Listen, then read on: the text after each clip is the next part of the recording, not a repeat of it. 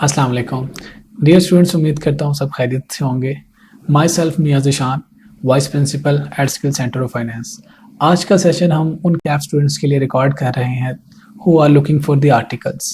CV एक ऐसा document है जो आपकी पर्सनैलिटी को, आपके पिछले कई सालों की एजुकेशनल बैकग्राउंड को, आपके अचीवमेंट्स को, आपके स्किल्स को रिप्रेजेंट करता है। आप जब ये डॉक्यूमेंट किसी को जॉब के लिए अप्लाई करते हैं तो वो इस डॉक्यूमेंट की बेस पे आपकी कैपेसिटी को वैल्यूएट करता है, आपकी पर्सनालिटी को वैल्यूएट करता है, देन आपको शॉर्टलिस्ट करके अपने रिक्रूटमेंट के प्रोसेस में ऐड ऑन करता है। अब इस सीवी को बनाते हुए किन चीज़ों का ख्याल करने की ज़रूरत है। मैंने अपने एक्सपीरियंस में जिन कैंडिडेट्स को इंटरव्यू किया, उन सब इंटरव्यूज़ की बेस पे मैं आपसे अपना एक्सपीरियंस शेयर करूँगा। कुछ एडवाइजेस होंगी, कुछ रिकमेंडेशंस होंगी। नंबर 1, सबसे पहले उसमें एक सेगमेंट आता है जो मोस्टली स्टूडेंट्स ने कॉपी पेस्ट किया होता है। वो क्या होता है? ऑब्जेक्टिव या लाइफ ऑब्जेक्टिव। आप क्या करना चाहते हैं, आपने 2, 3, 4 लाइंस में लिखा होगा। मैनी टाइम्स इट हैपन, कई सीवीज आती हैं उसके ऊपर सेम ऑब्जेक्टिव लिखा होता है। इंटरनेट से जो बने बनाए फॉर्मेट मिलते हैं उसी के ऊपर से ऑब्जेक्टिव कॉपी कर लेते हैं। या एक बच्चे ने सीवी बनाई, उसने दूसरे से शेयर की, दूसरे ने तीसरे से शेयर की, तो ये सब बच्चे जब फॉर्म्स में अप्लाई कर रहे होते हैं तो सबके ऊपर ऑब्जेक्टिव सेम लिखा होता है। तो बेटा, आपका जो ऑब्जेक्टिव है वो आपका ऑब्जेक्टिव होना चाहिए, वो कॉपी पेस्टेड ऑब्जेक्टिव नहीं होना चाहिए। अब ऑब्जेक्टिव के लिए आपको सोचना पड़ेगा way you see yourself in next 5 years, in next 10 years. और उसकी बेस पे अक्सर सीवी में जो ऑब्जेक्टिव है उसकी बेस पे अक्सर इंटरव्यूअर आपसे क्वेश्चन भी कर लेता। तो सबसे पहले वो अपने आप से पूछिए, where you see yourself in next 10 years, in next 15 years, in next 20 years. Do you want to be auditor? Do you want to be the accountant? Do you want to be the partner in the firm? Do you want to do the job in industry? Do you want to be a CFO? Do you want to run your own consultancy business? आपका जो life objective है आपके career से related, पहले उसको सोचिए, उसके मुताबिक अपने ऑब्जेक्टिव में उसको इस तरह से लिखिए कि ये जो फर्म जिसमें आप अप्लाई कर रहे हैं आर्टिकल्स के लिए या अपने ट्रेनिंग के लिए, ये फर्म आपके उस आर्टिकल्स, आपके उस ऑब्जेक्टिव को अचीव करने के लिए क्या हेल्प आउट करेगी। तो आपका ऑब्जेक्टिव कॉपी पेस्टेड नहीं होना चाहिए, आपका ऑब्जेक्टिव आपका ही होना चाहिए। ठीक है जी। दूसरा सेगमेंट सीवी में होता है जी एकेडमिक बैकग्राउंड। अब एकेडमिक बैकग्राउंड में आप सब स्टूडेंट्स अच्छी तरह से जानते हैं, मैट्रिक लिखा जाता है, इंटरमीडिएट लिखा जाता है, सीए की परफॉर्मेंस लिखते हैं, एएफसी या कैफ, आगे पीआरसी आने वाला है तो पीआरसी लिखेंगे। तो एकेडमिक एरिया में आपने क्या लिखना होता है? आपने अपनी क्वालिफिकेशन लिखनी होती है, रिसेंट क्वालिफिकेशन किस बोर्ड से की है, किस साल में की है। अब इसमें एग्जिबिट क्या करना है, हाईलाइट क्या करना है? बेटा, इसमें कुछ चीज़ें ऐसी हैं जो आपकी हाईलाइट होने वाली होती हैं। फॉर एग्जांपल, अगर आप ऐसे कैंडिडेट हैं जिन्होंने मैट्रिक में 90% मार्क्स लिए हैं, इंटरमीडिएट में 85% प्लस मार्क्स लिए हैं, कैफ में या पीआरसी में फर्स्ट अटैम्प्ट में इसको क्लियर किया, तो दीज आर अचीवमेंट्स। आप अपने एकेडमिक्स वाले एरिया में आप इसको एग्जिबिट करेंगे। मैट्रिकुलेशन उसके साथ 95% मार्क्स, इंटरमीडिएट उसके साथ 91% marks, CA, AFC first attempt, Kaif first attempt. तो ये तो वो उन बच्चों के लिए है जो हाई अचीवर्स हैं, जो एवरेज, बिलो एवरेज स्टूडेंट्स हैं। अब उनकी मैट्रिक में, इंटरमीडिएट में और बाकी अगर जगहों पे परफॉर्मेंस नहीं है तो वो क्या करें? अगर आपकी मैट्रिक में परफॉर्मेंस है, इंटर में नहीं है, इंटरमीडिएट में परफॉर्मेंस है, सीए में नहीं है, तो आप 1-2 जगहों पे परफॉर्मेंस लिखेंगे, दूसरी जगहों पे परफॉर्मेंस नहीं लिखेंगे या कम परफॉर्मेंस है, तो वहीं से कंपैरिजन पता चल जाता है इंटरव्यूअर को कि पहले अच्छा पढ़ने वाला बच्चा था लेकिन अब अच्छा पढ़ने वाला बच्चा नहीं है, या अब अच्छा पढ़ रहा है, पहले अच्छा नहीं पढ़ता था। तो वो आपकी पर्सनैलिटी की वैल्यूएशन हो जाती है।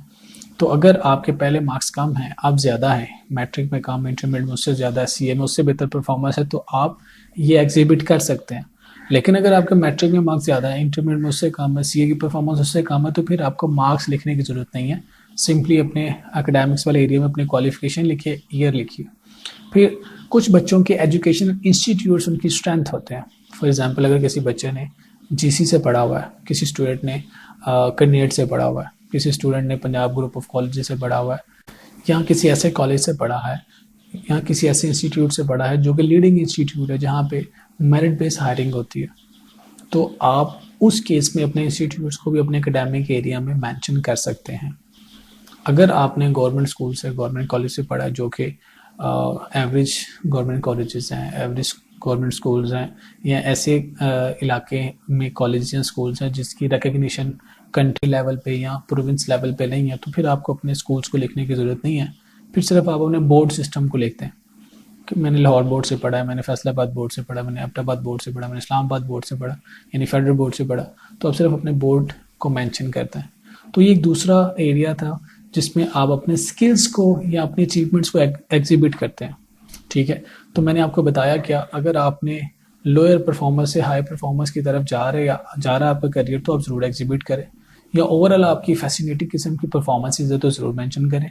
इंस्टीट्यूट आपके बेहतरीन है तो आप ज़रूर मेंशन करें, अदरवाइज आप इसको जेनेरिक रख के नेक्स्ट सेक्शन पे मूव कर जाएं। थर्ड सेगमेंट है बेटा, स्टूडेंट्स ने अपनी सीवी को डेकोरेट करने के लिए अपनी अचीवमेंट्स लिखनी होती हैं। तो आप सोचिए आपकी ओवर द लाइफ क्या अचीवमेंट्स हैं।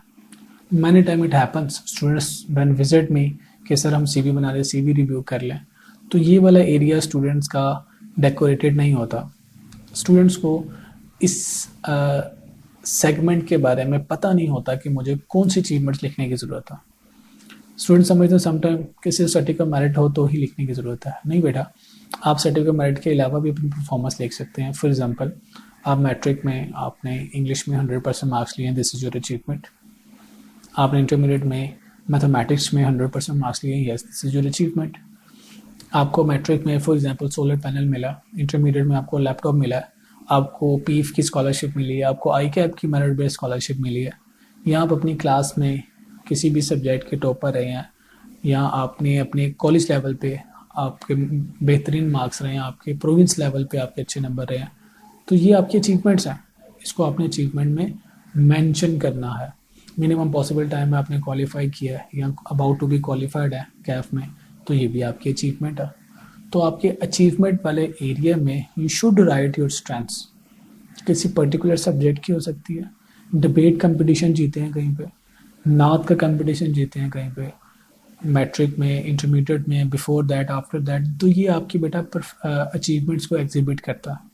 आपने फर्स्ट पोजीशन लिया, सेकंड लिया, थर्ड पोजीशन लिया, गेम्स में इवन पार्टिसिपेट किया, आपने कोई टूर्नामेंट क्रिकेट का जीता हुआ है, आपको आपके कॉलेज से स्कॉलरशिप मिली है, आपकी एकेडमी से स्कॉलरशिप मिली है, तो आपके मार्क्स की बेस पे या आपकी जो स्किल्स हैं, सॉफ्ट स्किल्स हैं, उसकी बेस पे अगर आपके कोई अचीवमेंट्स हैं तो आप अचीवमेंट वाले एरिया में ज़रूर मेंशन करें। Fourth segment is professional skills. तो स्किल्स में जो मैं अक्सर सीरीज में देखता हूँ, बच्चों ने लिखा होता है जी MS office, internet searching, book reading या MS ऑफिस है। तो ये स्किल्स नहीं है बेटा। आप ये कोशिश करें कि जहाँ पे अप्लाई कर रहे हैं, जिस ऑर्गेनाइजेशन में, जिस फॉर्म में अप्लाई कर रहे हैं, उसके लिए कौन सा स्किल सेट है जो अट्रैक्टिव होगा। For example, if you are going for articleship, तो आपका MS एक्सेल, तो बेटा MS ऑफिस लिखना काफ़ी नहीं है, फर्म्स को चाहिए MS एक्सेल। तो एक्सेल पे अगर आपने कोई कोर्सेज अटेंड किए, आपकी ग्रिप है, तो आप ज़रूर लिखिए। इसी तरह अब आप अपनी स्किल्स के अंदर लिख सकते हो कम्युनिकेशन स्किल्स। अब कुछ बच्चों ने कम्युनिकेशन स्किल्स के साथ लिखा होता है 85%, 90% पावर्स बनाई होती है। तो इसका क्या मतलब है? This is very generic. आप भी कम्युनिकेशन स्किल्स अगर आपको लगता है कि अच्छी हैं, तो वो आपकी कम्युनिकेशन से लग जाएगा, या आपने कोई कम्युनिकेशन स्किल्स से रिलेटेड कोई कोर्स अटेंड किया हुआ, तो आप अपनी कम्युनिकेशन स्किल्स की स्ट्रेंथ वहाँ पे एग्जिबिट करें। ठीक है। इसके अलावा बच्चों ने समटाइम लिखा होता है अपने स्किल्स में कि मैं टीम वर्कर हूँ, I am the hard worker. तो ये ऐसी जनरल टर्मिनोलॉजीज हैं जिसको आप जब क्वेश्चन पूछा जाए तो एलैबोरेट नहीं कर सकते। आपसे पूछा जाए आप हार्ड वर्कर हैं, जी बताएं आप किस तरह से हार्ड वर्कर हैं, आप हार्ड वर्क को कैसे डिफाइन करते हैं। तो हार्ड वर्क को जब आप डिफाइन करते हैं, आपको नहीं पता होता कि जो दूसरे कैंडिडेट्स हैं वो आपसे भी ज़्यादा हार्ड वर्कर हो सकते हैं। आपकी कम्युनिकेशन स्किल्स आपने लिखा है जी मेरी 90% हो सकता है किसी दूसरे कैंडिडेट की स्किल्स आपसे बेहतर हो। आपकी स्किल सेट के बैक एंड पे या तो कोई सर्टिफिकेशन होनी चाहिए, क्वालिफिकेशन होनी चाहिए, कोर्सेज होने चाहिए जो आपके पास अवेलेबल हों, या वो आपकी पर्सनैलिटी में एग्जिबिट होनी चाहिए कि आपकी स्किल्स हैं। फिर वहाँ पे लिखा होता है जी लैंग्वेजेस, जी मेरी प्रोफिशेंसी है, मतलब इंग्लिश लैंग्वेज को 95% दिया होता है जी मैं 95% इंग्लिश में मेरी स्ट्रेंथ है ये। तो जब इंटरव्यूअर 2-3 इंग्लिश में सवाल पूछता है इस पॉइंट को देख के, तो बाहर आके आप कहते हैं जी मेरे से तो इंग्लिश में सवाल पूछे हैं, बाकियों सबसे उर्दू पूछ रहा था। क्यों? क्योंकि आपके सीवी में लिखा हुआ है, तो उसने आपकी स्किल्स को एवेल्यूएट किया। जैसे सीवी पे देखा 90% कम्युनिकेशन स्किल्स है, लेकिन जब आप बोल रहे हो आपके अल्फाज का चुनाव अच्छा नहीं है, आपका लहजा अच्छा नहीं है, आपका सेंटेंस स्ट्रक्चर अच्छा नहीं है, आपकी बॉडी लैंग्वेज अच्छी नहीं है, और आपने वहाँ पे 95% लिखा हुआ है, तो यहीं से आपकी पर्सनैलिटी की क्रेडिबिलिटी एट स्टेक आ जाती है कि क्या कुछ हो रहे हैं, है कुछ हो रहा। अब बात आती है जी प्रोफेशनल स्किल्स में। सर अगर हमने कोई कोर्सेज नहीं अटेंड किया हुआ है, हमारे स्किल्स नहीं है, हम तो सिर्फ पढ़ते रहे, हमने मैट्रिक किया, इंटरमीडिएट किया, एफ किया, पीआरसी किया या एएफसी किया, हम तो सिर्फ पढ़ते रहे, हमारे पास कोई अदर कोर्सेज नहीं है। आईकैब ने जो कहा हुआ था वही कोर्सेज हैं, जो इसको पीसीएससी 1 कह सकते हैं। इसके अलावा तो हमने कोई कोर्स नहीं किया। तो अब हम अपनी सीवी में क्या लिखें? बेटा इस वीडियो के नीचे डिस्क्रिप्शन में आपको कुछ कोर्सेज मिल जाएंगे। आप वहाँ पे मेंशन कर सकते हो कि मैंने ऑनलाइन कोर्सेज अटैम्प्ट किए। यूडेमी इज़ दी एलएमएस, जहाँ से आप ऑनलाइन कोर्सेज ले सकते हो, फ्री भी हैं, पेड भी हैं। Coursera is another platform, YouTube is a platform. मैंने कुछ नीचे लिंक में दिए हैं। कम्युनिकेशन स्किल्स के कोर्सेज आपको वहाँ से मिल सकते हैं। एमएस एक्सेल के मिल सकते हैं, और एक्सेल में भी कुछ खास चीज़ें जो फॉर्म में चाहिए होती है, जैसे डाटा एनालिटिक्स है, इफ़ के फार्मूलाज हैं, वी लुकअप है, एच लुकअप है, पीवी टेबल है। ये कुछ ऐसी स्किल्स हैं जो हर ट्रेनिंग को सीए में चाहिए होती। तो आप बेटा अपने सीवी में लिखिए मैंने एमएस एक्सेल का कोर्स अटैम्प्ट किया, उसके साथ उसका लिंक दे दीजिए कोर्सेरा पे। अगर कंप्लीट कर चुके हैं, यूडेमी का कोर्स कंप्लीट कर चुके हैं, तो फिर आप लिख दें कि मैंने ये कोर्स अटैम्प्ट किया यूडेमी से, और उसके जो कंटेंट है उसका प्रिंट डाल दीजिए कि इस कंटेंट में मैंने ये सीखा, ताकि वो आपसे एक्सेल के उससे रिलेटेड सवाल पूछ सके। बुक कीपिंग का सॉफ्टवेयर आपने कोई सीखा है, फॉर एग्जांपल आपने कोई बुक सीखा या जीरो सीखा, तो आप ऑनलाइन सीखें, सीख के वहाँ पे उसका रेफरेंस लिख दें कि ये उसका लिंक है, ये कोर्स का कोड है, और अपने पास डिस्क्रिप्शन में एक प्रिंट ले लें कि ये देखें इस कोर्स में मैंने ये चीज़ें सीखी हैं, ताकि अगर कोई आपका इंटरव्यू आपसे पूछे जी आपने कोई बुक में क्या सीखा, बुक कीपिंग में क्या आता है, आप बताएं जी कोई बुक आता है और उसमें ये कंटेंट है, ये प्रिंट अलग से पेज निकाल के देंगे, इसमें ये सब कुछ था जो मैंने सीखा, ताकि इंटरव्यूअर आपसे सवाल पूछ सके। फिर कुछ बच्चे ऐसे हैं जो ईआरपी का जो बेसिक कोर्स होता है वो भी ले लेते हैं, तो आप भी ज़रूर अटैम्प्ट करें। अगर कंप्लीट नहीं हुआ, जिस वक्त आप सीवी अप्लाई कर रहे हैं उस वक्त कंप्लीट नहीं हुआ, तो आप वहाँ से कोर्सेज लें। कोर्सेज लेने के साथ आगे स्टेटस लिखें इन प्रोसेस, कि मैंने अपने एग्जाम्स के बाद शुरू किया, इंडक्शन से पहले पहले कंप्लीट कर रहा हूँ। जिस वक्त अप्लाई किया ज़रूरी नहीं हो उसी वक्त आपको इंटरव्यू के लिए कॉल आ जाए, टेस्ट के लिए कॉल आ जाए। इसके दरमियान में 1-1.5-2 महीने का जो गैप है, उसमें आप उन वीडियोज़ को देख लीजिए, अपनी स्किल डेवलप कीजिए। तो वहाँ पे इन प्रोसेस लिख दीजिए कि ये मेरी कम्युनिकेशन स्किल्स हैं। प्रोफेशनल कम्युनिकेशन स्किल्स के कोर्सेज आपको मैसर हो जाते हैं कि how to speak, how to behave, how to write, how to ask the question, how to get attention. ये सारी स्किल्स ऐसी हैं। रिलेशन बिल्डिंग की स्किल्स कैसे हैं, communication skills, presentation skills, emails की स्किल्स बड़ी इंपॉर्टेंट है कि ईमेल्स को स्टार्ट कैसे करना है, एंड कैसे करना है, उसमें कंटेंट कैसे लिखना है, कि आपका रिटन स्क्रिप्ट भी आपकी पर्सनालिटी की अक्कासी करता हूँ। तो बेटा अगर आपके पास स्किल्स हैं तो वो मेंशन करें, और अगर नहीं हैं तो आप डिफरेंट एलएमएस से चाहे फ्री वाले कोर्सेज अटैम्प्ट कर लीजिए, अपने टाइम को यूटिलाइज करें, वहाँ से सीखें। उसका रेफरेंस कोड आप इन प्रोसेस यानी कोर्स के नीचे लिखे, स्किल्स के नीचे लिखे इन प्रोसेस है, यानी जिस टाइम हमने अप्लाई किया अभी कंप्लीट नहीं हुआ। जस्ट लाइक आपने अभी कैफ के एग्जाम्स या रिजल्ट नहीं आया, रिजल्ट अवेटिंग लिख रहे हो, तो वहाँ पे लिख दो इन प्रोसेस। तो उससे आपके बारे में पता चलेगा कि आप अपना वक्त ज़ाया नहीं कर रहे, और एक अट्रैक्टिव एरिया आपकी स्किल्स में आ जाएगा, एक डेकोरेशन आ जाएगी कि हाँ इस बच्चे के अंदर एजुकेशन के अलावा स्किल्स भी हैं जो फॉर्म में काम आ सकती है जी। इसके बाद बेटा एक एरिया आता है हॉबीज़ का। हॉबीज़ में लिखा होता है नीचे जी बुक रीडिंग, हॉबीज़ में लिखा होता है क्रिकेट, हॉबीज़ में लिखा होता है इंटरनेट सर्फिंग। तो बेटा ये हॉबीज़ तो नहीं है ना। अगर आप क्रिकेट लिख रहे हैं तो फिर आपको जब पूछा जाए हाँ जी क्रिकेट आपने अभी हॉबी लिखी हुई है, किस तरह से हॉबी है, तो आप फिर बताएं मैंने फ़लाँ क्लब के लिए खेला हुआ। अगर आपसे पूछा जाए नीचे बुक रीडिंग आपने हॉबीज़ में लिखा हुआ है, तो बुक रीडिंग में फिर आप बताएं ना आपने किस किस ऑथर को पढ़ा हुआ है, ऑथर का नाम बताइए, ताकि पता चले कि आपका विजन क्या है, विजडम क्या है, और आपने किसकी ज़िंदगी से सीखा। आपने बायोग्राफी सीखी, आपने बिजनेस के ऊपर बुक्स पढ़ी हुई हैं, आपने कम्युनिकेशन स्किल्स के ऊपर बुक पढ़ी हुई है, हिस्ट्री के ऊपर बुक्स पढ़ी हुई हैं, तो आपके पास लिस्ट एक होनी चाहिए कि मैंने ये किताबें पढ़ी हैं। सिर्फ सिलेबस की किताबें पढ़ना बुक रीडिंग नहीं है, ये आपकी हॉबी नहीं है, ठीक है। इंटरनेट सर्चिंग वो तो सब बच्चे करते हैं, ये भी कोई हॉबी नहीं है कि आप सारा दिन बैठ के इंटरनेट सर्चिंग करते हैं। हाँ अगर आप टिकट्स कलेक्ट करते हैं, बुक्स का आपने अपने पास एक ख़जाना रखा हुआ है, जो भी किताबें हैं उसको अपने पास रखते हैं, नॉवेल्स पढ़ते हैं तो आपके पास नॉवेल्स की लिस्ट होनी चाहिए, आप कौन से नॉवेल्स पढ़ते हैं। अगर आप ब्लॉग्स पढ़ते हैं तो आपको बताना है कि मैंने कौन कौन से ब्लॉग्स पढ़े हैं। तो हॉबीज़ के अंदर इवन आप गेम्स भी खेलते हैं, वीडियो गेम्स खेलते हैं तो उसको लिखते हैं, कौन कौन सी गेम्स खेलते हैं, वो भी आपकी पर्सनालिटी को रिट्रैक्ट करती हैं। तो हॉबीज़ वाला एरिया बेटा जर्नल नहीं रखना आपने ये डॉक्यूमेंट आपकी पर्सनालिटी की अक्कासी करे। तो अपनी स्किल्स को आइडेंटिफाई करें, आइडेंटिफाई करके उसको अच्छे अल्फाज में लिखें। तो आपकी जो सीवी है 1 से 1.5 पेज, वो आपकी अक्कासी करनी चाहिए, ना कि वो कॉपी पेस्ट करके एक जर्नल फॉर्मेट में आ जाए या दोस्तों से कॉपी पेस्ट आपको मिल जाए। आपने अपनी सीवी खुद से डेवलप करनी है अपने बारे में। फिर एक अक्सर सवाल पूछा जाता है, सर हम क्या अपनी सीवी पे पिक्चर लगाएं या ना लगाएं। और समटाइम मैं पिक्चर्स देखता हूँ ऐसी होते हैं जो अपने हाथ से उतारी हुई सेल्फी है, या बैकग्राउंड पे शादी चल रही है और आपने टेबल पे बैठ के, कुर्सी पे बैठ के तस्वीर उतारी हुई है, या शीशे के सामने खड़े होकर अपनी तस्वीर लगाई हुई है। तो बेटा अगर आपने सीवी पे पिक्चर लगानी है तो दैट शुड बी प्रोफेशनल।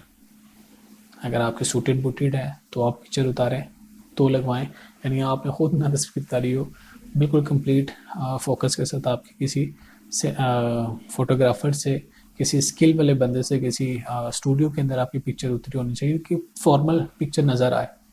तो पिक्चर के केस में चाहे मेल है चाहे फीमेल है, तो आपकी प्रोफेशनल किस्म की पिक्चर होनी चाहिए। और नीचे एक और लास्ट एरिया होता है जी, रेफरेंस। एज ऑन डिमांड लिखा होता है अक्सर लोगों ने, तो कोशिश करें कि रेफरेंस ऐसा हो कि उसका नाम लिखते हैं, जिस फॉर्म में अप्लाई कर रहे हैं उस फॉर्म का अगर कोई आपके जानने वाला उसका रेफरेंस लिखते हैं। आपके कुछ रिलेटिव्स हैं, आपकी फैमिली के लोग हैं, कोई इलाके के लोग हैं जो किसी फॉर्म में, जैसे किसी कंपनी में चार्टर्ड अकाउंटेंसी के प्रोफेशन में सर्व कर रहे हैं, तो उनका रेफरेंस नीचे लिख दें कि ये मेरे रेफरेंसेस हैं। या रेफरेंस एज ऑन डिमांड जब आप लिख देते हैं, तो एज ऑन डिमांड का मतलब ये, अगर आपकी हायरिंग हो जाए तो फिर वो आपसे रेफरेंस मांगते हैं, कोई से 2 लोगों का रेफरेंस दे दे। अक्सर स्टूडेंट्स हमें कहते हैं सर एज ए टीचर आप हमें रेफ़र कर दें। तो वो फॉर्म में रेफरेंस लेने होते हैं आपकी पर्सनालिटी की गारंटीज़ के लिए, in case of any adverse consequences. अगर आप नहीं अवेलेबल हो रहे तो आपके बिहाफ पे किसको अवेलेबल किया जाए to trace you, to held you accountable. तो एज ऑन डिमांड भी ठीक है, नो प्रॉब्लम। अगर आप किसी का रेफरेंस लिखना चाहते हैं तो भी आप लिख सकते हैं, कोई इशू नहीं है। मैं उम्मीद करता हूँ कि बेटा आप अपनी सीवी खुद बनाएंगे और उसको खुद एडिट करेंगे, और आपकी पर्सनालिटी के बारे में जो फैक्ट्स हैं वो आप उस सीवी के अंदर बयान करेंगे। कतन आपको कॉपी पेस्ट वाली सीवी नहीं रिक्वायर्ड। Thank you.